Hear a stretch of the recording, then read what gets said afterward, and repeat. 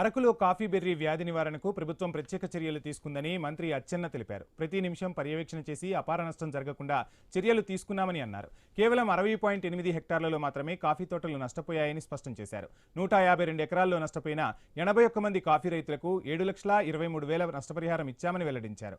అరకు బ్రాండుకు ప్రపంచవ్యాప్తంగా పేరు తెచ్చేందుకు ప్రయత్నాలు చేస్తున్నామని అచ్చెన్న పేర్కొన్నారు. గతంలో అరకు, పాడేరు గంజాయికి నిలయంగా ఉండేదని చెప్పారు.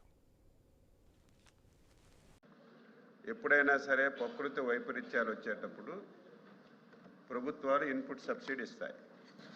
హెక్టార్ కింద ప్రతి పంటకి ప్రభుత్వం నిర్ధారణ చేస్తుంది ఇంత డబ్బులు ఇవ్వాలని చెప్పి.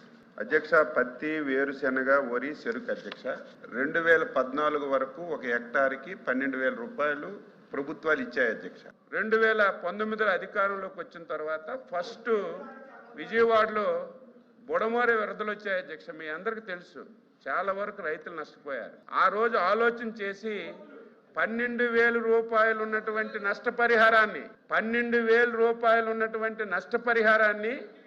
25,000 రూపాయలకు పెంచాం అధ్యక్ష. మొన్నను జీవో కూడా ఇచ్చాం.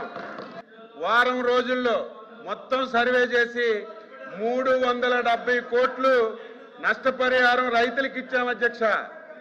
ఆంధ్రప్రదేశ్ చరిత్రలో రైతులకే కాదు, ఫస్ట్ టైం డైరెక్ట్ గా కౌలు రైతుల అకౌంట్లో నష్టపరిహారం వేసిన ప్రభుత్వం